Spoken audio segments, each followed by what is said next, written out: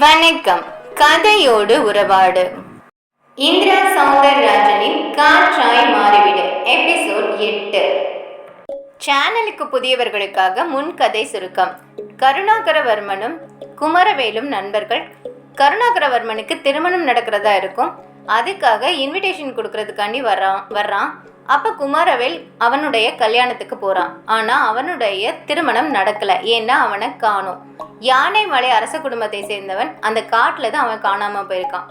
காணாமல் போன அவனை எப்படியாவது கண்டுபிடிச்சிடணும் அப்படின்ற முயற்சியில் காட்டுக்கு போகிறான் குமரவேல். அப்போது என்ன நடக்குது அப்படின்றது தான் நாம் எபிசோட் 8 பார்க்க போகிறோம். இதுக்கு முன்னாடி நடந்ததை இதுக்கு முன்னாடி இருக்கிற எபிசோடுகளில் விரிவாக பாருங்கள். கருணாகரவர்மன் தொலைஞ்சு போன காட்டுக்கு குமரவேல் போகிறான். ஒரு சாமியார் அவனை கருணாகரன் இருக்கிற இடத்துக்கு கூட்டிகிட்டு போகிறாரு. அங்கே போய் பார்க்கும்போது ஒரு இளம் சன்னியாசி மாதிரி கருணாகரன் இருக்கான். கருணா, நீயா அப்படின்னு ரொம்ப ஆச்சரியமாக கருணாகரனை பார்த்து கேட்குறான். நானே தான், நீ வரப்போறதா குருநாதர் சொன்னார். என்னடா இது கோலம், அங்கே கல்யாண வீட்டில் உன்னை காணாமல் எல்லாரும் தத்தளிச்சுக்கிட்டு இருக்காங்க. நீ என்னடானா இங்கே கோவணத்தோட சாமியாராட்டம் என்ன பண்ணிட்டு இருக்க? என்ன பண்ணிட்டு இருக்கேனா? இனிமே தான் நான் வாழவே போறேன். வா, குருநாதரை அறிமுகம் செஞ்சு வைக்கிறேன். குருநாதரா? யார் அவர்? வா காட்டுறேன். கருணாகரவர்மன் குமரவேலினுடைய கையை பிடித்து இழுத்துட்டு போறான். அவன் அங்க முதுகுல தூக்கிக்கிட்டு தண்ணிக்கு மேல ஒரே ஓட்டமா ஓடி வந்தார்லயே ஒரு சாமியார், அவனை சேர்க்க வேண்டிய இடத்துல சேர்த்து விட்ட மாதிரி ஒதுங்கிக்கிட்டாரு. சுத்தி இருக்கிறவங்க எல்லாருமே கோவணத்தோடு தான் இருந்தாங்க. ஆளுக்காள் விதவிதமா பயிற்சியில இருந்தாங்க. ஒருத்தர் மலர்பாறை சரிவில் ஒரு பள்ளி மாதிரி கைகளை பற்றி கொண்டு ஏறி நின்றுட்டு இருந்தாரு. எதுவுமே மனித சக்திக்கு உட்பட்ட காரியமாவே தெரியல. கருணா, எல்லாரும் என்ன பண்றாங்க? குருநாதர் சொல்லி கொடுத்ததை செஞ்சுக்கிட்டு இருக்காங்க. இவங்கெல்லாம் யாரு? என்ன மாதிரி தான், ஒன்ன மாதிரி தான். இது என்ன பயிற்சி? இதுதான் மனுஷனா பிறந்தவன் செய்ய வேண்டிய பயிற்சி. சில பயிற்சிகள் செஞ்சா 1 மாசத்துக்கு கூட பசியே எடுக்காது. ஒளராத. எப்படி அங்கே கல்யாண பொண்ணை விட்டுட்டு இங்கே உன்னால் எனக்கு என்னன்னு இருக்க முடியுதோ தெரியல. கோச்சுக்காத. எனக்கு கல்யாண வாழ்க்கை, குடும்பம், குழந்தை இதிலெல்லாம் நம்பிக்கையோ பிடிப்போ இல்லை. இல்லாமல் தான் கல்யாணத்துக்கு சம்மதிச்சியா? இங்கே வர்றதுக்கு முந்தி வர அந்த உலக வாழ்க்கை தான் எனக்கு ரொம்ப பெருசாக தெரிஞ்சுது. எப்போ என் குருநாதரை பார்த்தேனோ அப்போவே அது பெருசு இல்லை, இங்கே இருக்கிற யோக வாழ்க்கை தான் பெருசுன்னு தெரிஞ்சு போச்சு. கருணா, நீ ஏன் அப்படியெல்லாம் பேசுகிற? உனக்கு ஒன்றும் ஆயிடலையே. நீ தான் இப்போ சராசரி மனுஷனாட்டம் பேசுகிற. உன்னை சுமந்துக்கிட்டு ஒருத்தர் தண்ணி மேலே நடந்து வந்திருப்பாரு. நடந்தா ஓடின்னு சொல்லு. ஆமாம், அது என்ன மாயம்? அது ஒரு மாயமும் இல்லை. அவர் லகிமாசித்தில் கில்லாடி. 100 கிலோ வெயிட்டோட பஞ்சாட்டம் மாற அவரால் முடியும். லகிமா சித்தியா? ஆமாம், இது ஒரு அஷ்டமா சித்து கூடம். நீ வந்திருக்கிறது சாதாரண இடம் இல்லை. இந்த மலையும் சாதாரண மலை கிடையாது, புராணத்தோட சம்மந்தப்பட்டது. இந்த மலையை சுற்றி இருக்கிற ஏரி இருக்கே, இதுக்கு புராண சிறப்பு உண்டு. ஒரு காலத்தில் இது பொய்கையாக இருந்தது. இந்த பொய்கையில் தான் ஆரசுடர் விழுந்து அதிலிருந்து தான் முருகன் பிறந்தானா.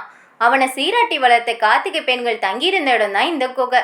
அஷ்டமா சித்தியை அன்னை பார்வதி கிட்ட இருந்து பெற்றாங்க அவங்க.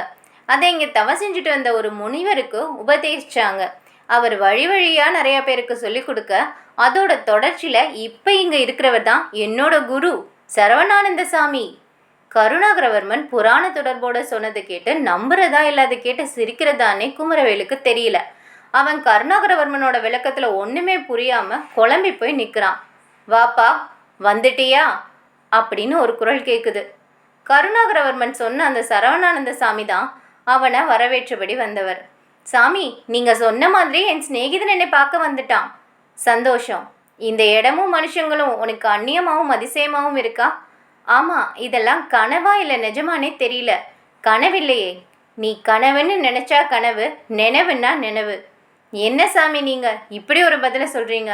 இது சித்துக்கூடம். இங்கே எதை எப்படி நினைக்கிறோமோ அப்படி ஆயிடுவோம். கேட்டது எதுவாக இருந்தாலும் கிடைச்சிடும். அது எப்படி? சொன்னால் உனக்கு புரியாது. இல்லை, நீங்கள் சும்மா சொல்கிறீங்க. சரி, அப்படித்தானே வச்சுக்கையேன். அவன் கூட வாதிக்கவே கொஞ்சம் கூட விரும்பலை. நறுக்குன்னு பதில் சொல்கிறாரு. அதை கேட்டவுடனே அவனுக்கு என்னமோ செய்யுது. கருணாகரா, பேசிட்டேரு, நான் கொஞ்சம் வெளியே போயிட்டு வரேன். அவர் அவன்கிட்ட சொல்லிட்டு கொஞ்சம் விலகி போனார். அந்த நொடியிலே அவர் மாயமாக மறைஞ்சிட்டாரு, கண்ணுக்கே தெரியாத மாதிரி. ஏதோ காற்றுல தான் கரைஞ்சிட்டாரோ அப்படின்ற அளவுக்கு. கருணா, என்னப்பா இது? பெரிய மாயாஜாலமா இருக்கே. எங்க இப்ப பேசின அவரு? காற்றா மாதிரி அவர் விரும்புகிற இடத்துக்கு போயிருப்பாரு. காற்றா மாதிரியா? ஆமா குவரமேல், அவர் தான் சொன்னாரே இங்கே நம்ம எது நினைச்சாலும் அது நடக்கும்னு. இது சித்துக்கூடம். அதை விடு, அதை எப்படி ஒரு மனுஷனை காத்தா மாற்ற முடியுமா என்ன? மாறினதை பார்த்துமா உனக்கு இந்த கேள்வி? இல்லை, இது மாயாஜாலம் மாதிரி தெரியுதே. சரி, மாயாஜாலம்னே சொல்லு. ஆனால் அந்த மாயாஜாலம்னா என்னன்னு தெரியுமா உனக்கு? அது எப்படி தெரியும்? ஆமாம், உனக்கு தெரியுமா? தெரிஞ்சுக்கத்தான் இங்கே இருக்கேன். உனக்கு என்ன பைத்தியமா? அழகான பொண்ணை கல்யாணம் பண்ணிக்கிட்ட சந்தோஷமாக வாழ்கிறத விட்டுட்டு? முட்டாள், அந்த வாழ்க்கை அதிகபட்சம் இன்னும் 50 வருஷமோ இல்லை 60 வருஷமோ தான். ஆனால் இங்கே கிடைக்கிற யோக வாழ்க்கையில் அழிவே கிடையாது, தெரியுமா உனக்கு? ஓ, இப்படி கோவணத்தோட ஆண்டியா 1000 வருஷம் வாழ்ந்தாலும் அதில் பிரயோஜனம் இருக்கா என்ன? அப்பா, அம்மா, அக்கா, தங்க, ஆசை, பாசம், புகழ், செல்வம்னு வாழ்கிறதாண்டா வாழ்க்கை. இதுவா வாழ்க்கை? இப்படி கோவணத்தோட உட்காரதுக்கு ஒரு நாட்காலி கூட இல்லாமல் ஒரு குகையில் ஆதிவாசி மாதிரி வாழ்கிறது ரொம்ப பெருசு இல்லை? எப்படி கருணா இப்படி மாறின? உனக்கு என்ன குறைச்சல்? நீ இப்படியான? யார் உன் புத்தியை இப்படி மாற்றினது? தலைகீழாக சொல்கிற. என்னோட பாவம், நான் சராசரி மனுஷனாக பிறந்து ஆசபாசங்களுக்கு உட்பட்ட மனுஷனாக வாழ்ந்தது. அந்த பாவ கர்மம் ஒரு முடிவுக்கு வரவும் நான் செஞ்ச புண்ணிய பலன்கள் என்னை இந்த காட்டுக்கு தள்ளிட்டு வந்துருச்சு. என் குருநாதரையும் என் கண்ணில் காட்டுச்சு. அவர் மூலமாக நான் அழியாத பழ வித்தைகளை கற்றுக்க போகிறேன். ஜமீன் செல்வத்துக்கு கூட ஒரு நாள் அழிவு உண்டு.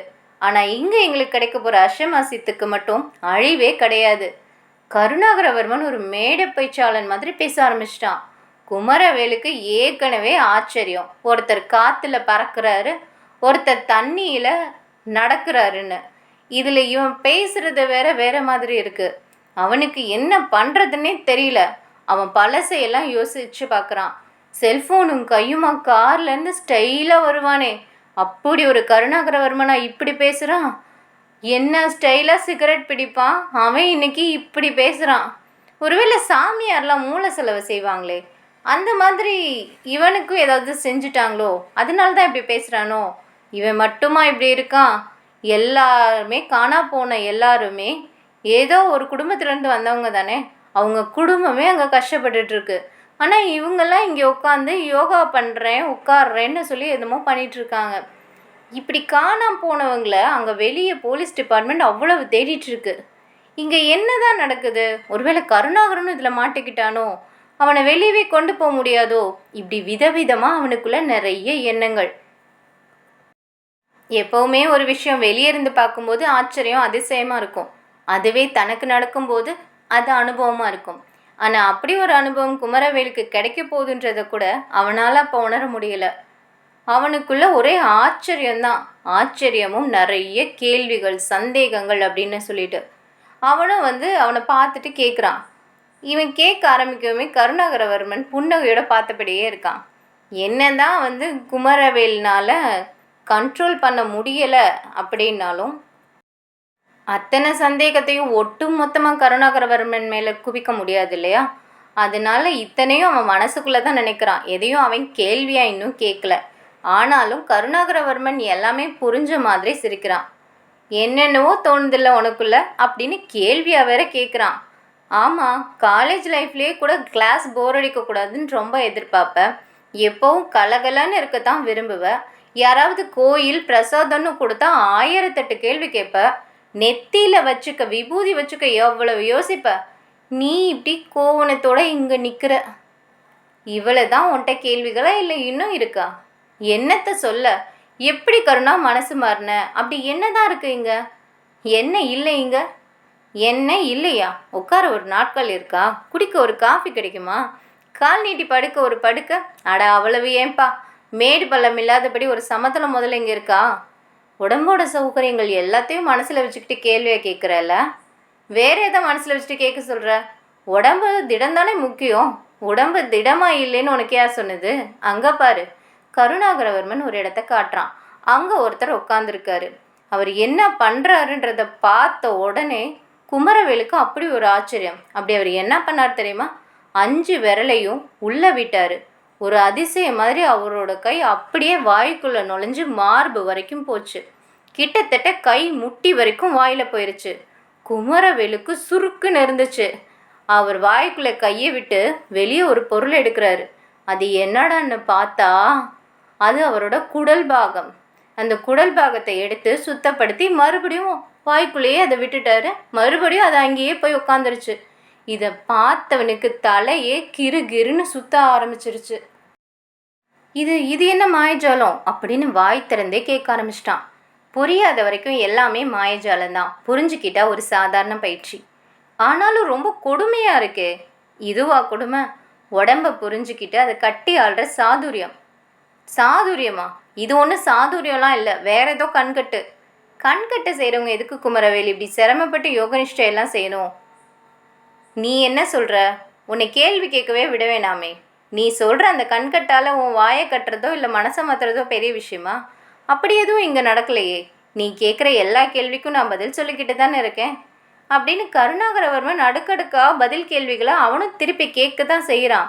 ஆனாலும் குமரவேலுக்கு கொஞ்சம் புரிஞ்ச மாதிரி இருக்குது, நிறைய புரியாத மாதிரி இருக்குது. அதை எப்படி சொல்லுவேன்? நீ என்ன தான் பதில் சொன்னாலும் இதையெல்லாம் பார்க்கும்போது எனக்கு வேறு மாதிரி தான் தோணுது அப்படின்னு சொல்லி திரும்ப அவன் அதே இடத்துக்கே வரான். நீ சொல்லு, நீ ஏன் இதையெல்லாம் பெருசாக நினைக்கிறேன்னு திரும்ப அவனை பார்த்து ஒரு கேள்வி வேற கேட்குறான். உடனே கருணாகரவர்மன் சொல்கிறான், அதை எப்படி சொல்லுவேன்? எப்போ ஒரு மனுஷன் தண்ணியில் நடக்கிறத பார்த்தேனோ அப்போவே எனக்கு உலகத்துலேயே அதுதான் பெரிய விஷயமா பட்டுச்சு. ஒரு தெருநாய் கூட எப்படியோ அலைஞ்சு தெரிஞ்சு சாப்பிட்டு உயிர் வாழ்ந்து பிறகு செத்து போயிடுது. எப்படியாவது உயிர் வாழ்றதுன்றது அவ்வளோ பெரிய விஷயமா என்ன? இந்த மாதிரி நினச்சி பார்க்க முடியாத சாதிக்கிறது தானே பெருசு அப்படின்னு அவன் பதில் சொல்கிறான். வாஸ்தவந்தான், உனக்கு அதிசயமாக பெரிய விஷயமா தெரிஞ்ச அதே விஷயம் எனக்கு ஏன் பயமுறுத்துகிற ஒரு மாயாஜாலமாக தெரியுதுன்னு தான் எனக்கும் புரியலை.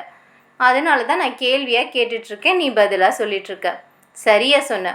ஒருத்தர் ஆசிரியரா இல்லை மாணவராங்கிறது அவர் ஒரு விஷயத்தை எப்படி பார்க்குறான்றதுல தான் இருக்குது.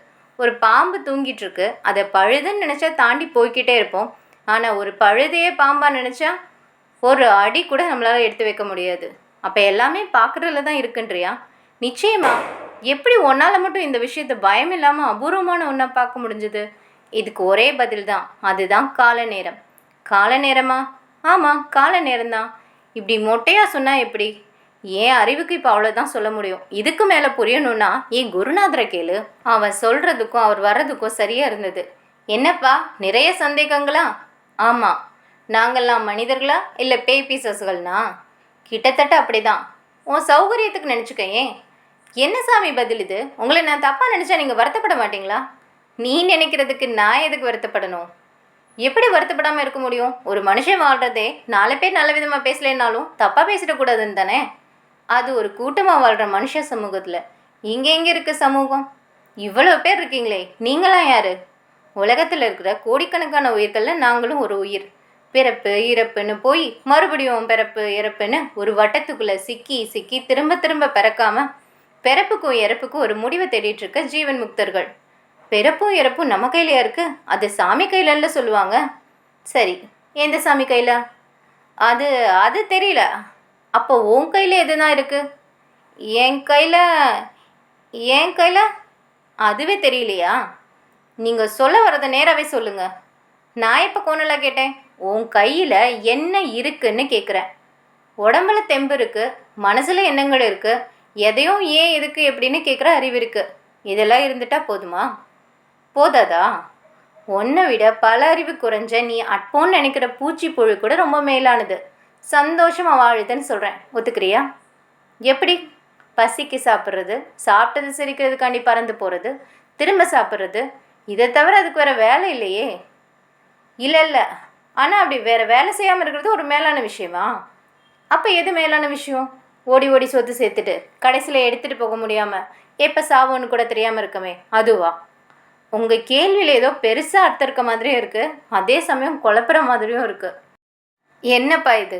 உன் கையில் என்ன இருக்குன்னு கேட்டேன். வேதாந்தி மாதிரி என் கையில் என்ன இருக்குது, எல்லாம் சாமி கையில் தானே சொன்னேன். சரி, அது எந்த சாமின்னு கேட்டேன். உடனே முழிக்கிற. தொட்டு தொட்டு உனக்கு பதில் சொல்லிட்டே வந்தா குழப்புற மாதிரி இருக்குன்னு திரும்ப என்கிட்டயே சொல்கிற. அப்போ நான் சாமி கையில் சொன்னது தப்புன்றீங்களா? நான் அப்படி சொல்லலை. சாமி கையிலன்னு சொல்கிற நீ அதை எந்த சாமி கையிலன்னு சொல்லு. ஏதோ ஒரு சாமி கையிலன்னு வச்சுக்கோங்களேன், அதை கூட தெளிவாக சொல்ல முடியலையா உன்னால்? இதெல்லாம் என்ன 5, 3, 8 அப்படின்னு பழிச்சுன்னு கூட்டி சொல்கிற விஷயமா? இல்லை வெளிச்சத்தில் பார்த்து சொல்கிற விஷயமா? எனக்கு பெரியவங்க என்ன சொன்னாங்களோ அத்தனை நான் உங்களுக்கு சொல்லணும். அப்போ பெரியவங்க சொல்கிற எல்லாத்தையும் எடுத்துக்கிற நபர் நீ. அப்படியெல்லாம் இல்லை, அவங்க சொன்ன எவ்வளோ விஷயங்கள சந்தேகமும் இருக்குது. அப்போ அதுலேயும் நீ முழுசாக ஒரு நிலைப்பாட்டுக்குள்ளே இல்லை. ஆமாம், இதுதான் உண்மை. இது என்னோட நிலை மட்டும் இல்லைங்க, இங்கே வாழ்கிற மக்களோட எல்லாரோட நிலைமையும் இதுதான். அதிக பிரசங்கத்தனமாக பேசாத. உன்னை கேட்டால் நீ மட்டும் பதில் சொல்லு, ஏன் எல்லாரையும் இழுக்கிற? சரி, எனக்கு மட்டும் சொல்கிறேன். நமக்கு மேலே ஒரு சக்தி இருக்குதுன்னு நான் நினைக்கிறேன். அது அல்லாவாக இருந்தாலும் சரி, ஈசுவாக இருந்தாலும் சரி, ஈஸ்வரனாக இருந்தாலும் சரி. அப்போ உனக்கு மேலே ஒரு சக்தி இருக்குங்கிறதுல சந்தேகம் இல்லை, அப்படி தானே? இல்லை, அதில் கூட பாதி தான் நம்புகிறேன், மறுபாதியில் குழப்பமாக தான் இருக்குது. மனுஷன் குரங்குலேருந்து பிறந்தவனாமே. ஓ, டார்வின் தேரியால் வந்த குழப்பமோ? ஆமாம், லட்ச வருஷத்துக்கு முந்தி நம்ம குரங்கா இருந்தோமா, இன்னும் லட்ச வருஷம் கழித்து நிச்சயமாக இப்போ இருக்கிற தோற்றத்தில் இருக்க மாட்டோமா. ஜீன்ஸ், மரபணு, குரோமோசோம் அப்படி இப்படின்னு விஞ்ஞானிகள் பேசிக்கிறத பார்க்கும்போது கடவுள் நம்பிக்கையே கூட கொஞ்சம் ஆட்டம் காட்டுற மாதிரி தான் இருக்குது. அப்போ வரையில் விஞ்ஞானிகள் தான் இந்த உலகத்திலேயே மேலான அறிவுடையவங்க, அப்படித்தானே? ஒரு விதத்தில் அப்படி தான். அறிவியலை நம்ம குறைச்செல்லாம் மதிப்பிட முடியாதுல்ல. ரேடியோ, தொலைபேசி, டிவி, மின்சாரம், மோட்டார் வாகனங்கள் இதெல்லாம் சாதாரண விஷயமா என்ன? முடிவாக ஒரு பதில் சொல்லு. உனக்குள்ளே தூக்கில் இருக்கிறது விஞ்ஞான பார்வையா இல்லை ஆன்மீக பார்வையா? சத்தியமாக சொல்கிறேன், விஞ்ஞான பார்வை தான். மூடு மந்திரமான ஒன்றை நம்பி எப்படி ஏற்க முடியும்? ஆனால் விஞ்ஞானம் அப்படி இல்லையே. ரேடியோ பாடுதுன்னா எப்படி பாடுதுன்னு நிரூபிக்க முடியும். அந்த மாதிரி நீங்கள் தண்ணி மேல் நடந்த நிரூபிக்க உங்களால் முடியுமா? நான் இப்போ உன்னை திருப்பி கேட்குறேன், நான் ஏன் உன்கிட்ட நிரூபிக்கணும்? அப்போ தானே நம்ப முடியும். நீ நம்பாத. நம்புறதுக்கு சௌகரியமான விஞ்ஞானத்தையே பெருசான எனக்கு ஒரு குறையும் அதனால் வரப்போகிறது இல்லை. நீங்கள் நழுவ பார்க்குறீங்க. ஆமாம், நழுவ தான் பார்க்குறேன். இப்படி நழுவும் போதே பார்த்தியா இங்கே எவ்வளோ பேருன்னு? அதுதான் எனக்கு கவலையாக இருக்குது. இவங்களை இழந்து இவங்க குடும்பத்தில் எவ்வளோ கஷ்டப்படுவாங்க தெரியுமா?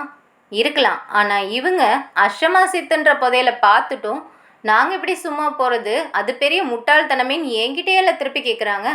அப்படி என்ன இருக்குது அஷ்டமா சித்தியில்? அது தெரிஞ்சால் நீ இப்படியா பேசிக்கிட்டு இருப்ப? சரி சொல்லுங்க, அப்புறமா பேசுகிறேன்னா இல்லையான்னு பார்ப்போம். உன்னை ஒருத்தர் சுமந்துக்கிட்ட தண்ணி மேலே நடந்தாரே, அதை பார்த்துமா உனக்குள்ளே இப்படி ஒரு கேள்வி? அதில் ஏதாவது ட்ரிக் இருக்கலாம் இல்லையா? சரி, அந்த ட்ரிக் என்னன்னு நீயே கண்டுபிடிச்சிட்டு அப்புறமா வா பேசுவோம். இப்போ உபயோகமான காரியங்கள் நிறையவே இருக்குது, நான் வரேன்.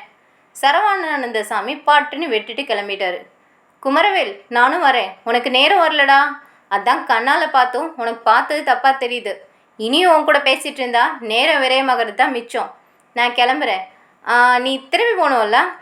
என்ன கருணா, நான் உன்னை கூட்டிகிட்டு போக வந்திருக்கேன், அதை தெரிஞ்சுக்கோ. இல்லை, நான் வரல, நான் வேற.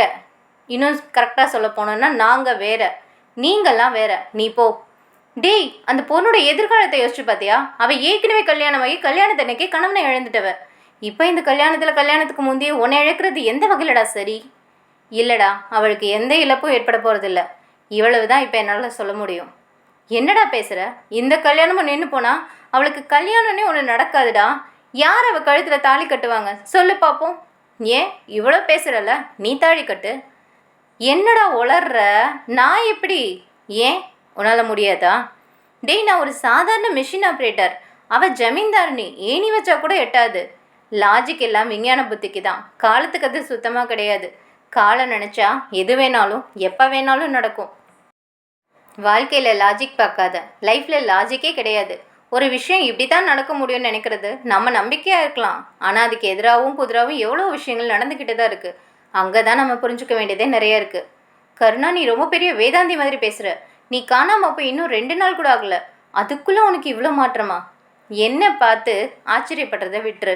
உனக்கு இங்கே இருக்கவோ அஷ்டமாசியத்தை பற்றி தெரிஞ்சுக்கவோ அதுக்கான விருப்பமும் கிடையாது, மனநிலையும் சுத்தமாக கிடையாது. அதனால உன் வேலையும் இங்கே கிடையாது. நீ இங்கேருந்து கிளம்பு. அப்போ நீ வரமாட்டியா? சரி, இனி உனக்கு நேராக சொல்கிறதுல ஒரு பிரயோஜனமும் கிடையாது. சிதம்பரம். கருணாகரவர்மன் பதிலோட ஒருத்தரை பேச சொல்லி கூப்பிட்டான். அவரும் ஏதோ பக்கத்தில் தான் உட்காந்துருந்த மாதிரியே உடனே பக்கத்தில் வந்தார். இவனை எங்கள் அரண்மனையில் விட்டுட முடியுமா? அதுக்கு என்ன, விட்டுடா போச்சு. வாங்க தம்பி. அவர் அழைப்போட அவன் கையை தொட்டார். திரும்பி பார்த்தபடியே குமரவேல் நடந்தான். சட்டுன்னு ஏரிக்கரையில் ஒரு புதரில் அவன் என்னோட ஹேண்ட்பேக்கை வச்சது ஞாபகத்துக்கு வந்துச்சு. ஐயா, என்னை முதல்ல கரைக்கு கூட்டிகிட்டு போங்க, அங்கே என்னோட பேக் இருக்குது, அதை எடுக்கணும். அப்படியே ஆகட்டும். அவர் கண்களை சிமிட்டபடியே சிரித்தார். ஆமாம், நீங்களும் இந்த காட்டுக்கு வந்து காணாமல் போன நபர் தானா? நீ எப்படி நினைக்கிறியோ அப்படி. யாரும் எந்த கேள்விக்கும் நேராகவே பதில் சொல்ல மாட்டீங்களா? இதுவும் ஒரு நேர்பதில் தான் நண்பா. அதை நான் சொல்லணும். பேச்சோட சில அடிகள் நடந்த மாதிரி இருந்துச்சு. ஆனால் அதுக்குள்ளே ஏரிக்கரைக்கு பக்கத்தில் வந்துட்டாங்க, பொதர் பக்கத்துலேயும் வந்துட்டாங்க. கரையில் இருக்கோம், நீ உன் பையை எடுத்துக்கணும்னு சொன்னியே அப்படின்னு சொல்லி அவர் கேட்குறாரு. அதுக்குள்ளே கரைக்கு வந்துட்டோமா? இவ்வளோ வேகமாவா? நம்பவே முடியலையே. ஒரு சித்தன் உன்னோட இருக்கும்போது உன்னால் எதையும் நம்ப முடியாது. நீ சொல்கிறதையும் யாரும் நம்ப மாட்டாங்க. அவர் பதில சொன்னபடியே புதரை பார்த்தான் அவன். பேக் அப்படியே தான் இருந்தது. உடனே அதை வெளியே எடுத்து அதில் அந்த புத்தகம் இருக்கான்னு பார்த்தா அந்த புத்தகம் உள்ளே இல்லை. அவன் முகம் அதிர்ச்சி அடையவும் அந்த கூட வந்தவர் கேட்டார், என்ன நண்பா? இல்லை, இதில் ஒரு பழைய புத்தகம் வச்சுருந்தேன், காணோம். பிரசன்ன ஜாலமா? ஆமாம், அதே தான். உங்களுக்கு எப்படி தெரியும்? அஷ்டமாசித்த பொய்கைக்கு ஒருத்தர் வராருன்னா ஒன்று அவரை குருநாதர் அழைச்சிட்டு வரணும், இல்லைன்னா அந்த புத்தகம் வழிகாட்டணும். காகபுஜண்ட சுவாமிக்கு எங்களை எல்லாம் ரொம்ப பிடிக்கும். அடிக்கடி எங்களை பார்க்க பொய்கை பக்கம் வருவாரே. அது சரி, அதை எடுத்தது யாருன்னு தெரியலையே. வேற யாரு? அந்த காக்கா சாமியாக தான் இருக்கும். என்னமோ நேரில் பேச மாதிரியே பேசுகிறீங்க. என்ன நடந்ததுன்னு பார்க்கணுமா உனக்கு? நடந்ததை பார்க்குறதா? எப்படி, வீடியோ படம் எடுத்திருக்கீங்களா என்ன? வீடியோ படம் காலத்தை சிறப்பிடிக்கும். ஆனால் அஷ்டமாசித்து அந்த காலத்தையே குறைஞ்சி முன்னும் பின்னும் போயிட்டு வர வழிகாட்டும். முன்னும் பின்னும் போயிட்டு வரதா? எப்படி? ஆச்சரியத்தோட குமரவேல் பார்க்க ரொம்ப சர்வ சாதாரணமாக காலத்துக்கு பின்னாடி நடக்க ஆரம்பிச்சாரு அந்த சாமியார். அவனுக்கு எதுவுமே புரியல. இப்போ அவன் காலத்துக்கு பின்னாடி போய் அதை யார் எடுத்ததுன்னு தெரிஞ்சுக்குவானா? அது எதுக்காக எடுத்தாங்கன்றத தெரிஞ்சுப்பானா? இனிமே அவன் வாழ்க்கையில என்ன நடக்க போகுது? பொண்ணை பற்றி பேசினானே, அந்த பொண்ணுக்கு என்ன நடக்க போகுது? இது எல்லாத்தையும் இனி வரக்கூடிய எபிசோடில் பாருங்கள். ஷேர் பண்ணுங்கள், சப்ஸ்கிரைப் பண்ணுங்கள், கமெண்ட் பண்ணுங்கள். கமெண்ட் பண்ணுறவங்களுக்கு நன்றி.